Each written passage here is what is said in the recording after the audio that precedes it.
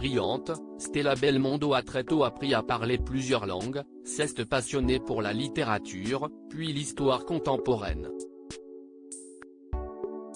Sa mère, Nati, la dernière compagne de Jean-Paul Belmondo, l'a encouragée à poursuivre des études, ce qu'elle fait avec talent.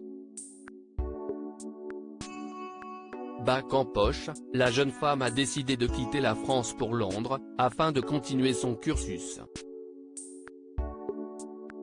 Mais tout n'a pas été évident pour elle, âgée d'à peine 18 ans et en plein deuil. Stella Belmondo: tout quitter pour m'installer dans une ville où je ne connaissais personne a été un choc. Stella Belmondo est une jeune femme pleine de ressources et de répondants. Loin de se reposer sur son patronyme, de céder à la facilité d'utiliser la popularité de Jean-Paul Belmondo pour réussir dans la vie, elle a décidé de se prendre en main et de travailler pour réussir sa vie. C'est dans cette optique qu'elle s'est envolée pour Londres, alors que son père venait de tutoyer les légendes du cinéma, et qu'elle a dû apprendre à vivre seule, comme elle l'a expliqué à Paris Match.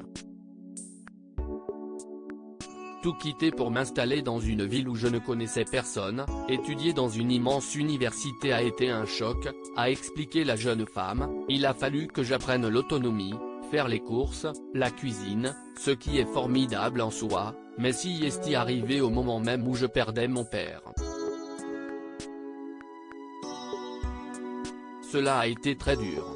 Je me suis posé la question d'abandonner, mais j'ai tenu pour lui, en pensant à lui, parce que je sais qu'à ma place, il n'aurait jamais renoncé. Pourquoi Londres?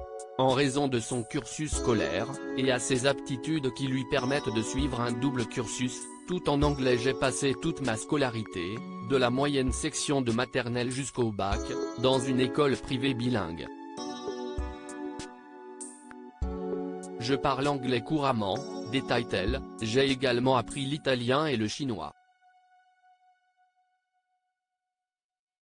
Depuis un an, je poursuis un double cursus dans une université à Londres, en business management et en relations internationales.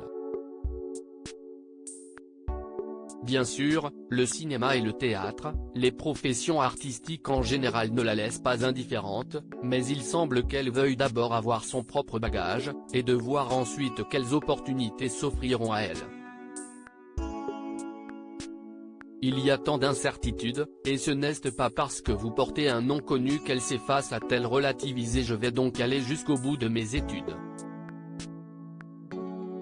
Après, on verra. Point loin du cliché de la fille de Stella Belmondo trace son chemin discrète et peu exposée sur les réseaux sociaux, expliquant: je n'ai jamais eu envie de montrer ce que je fais en permanence, d'afficher ma vie en public. Stella Belmondo n'aime pas que l'on dise d'elle qu'elle est une fille de, et elle l'a d'ailleurs clairement exprimé, comme le relève Gala. On essaie parfois de me dépeindre comme une jeune fille pourri gâtée, faisant partie d'une jeunesse dorée qui passe son temps à s'éclater, a-t-elle regretté, elle qui prône au contraire la simplicité et dont la quasi-totalité des amis n'ont pas de parents célèbres. Je ne cherche en aucune façon à fréquenter des gens connus, a martelé Stella Belmondo.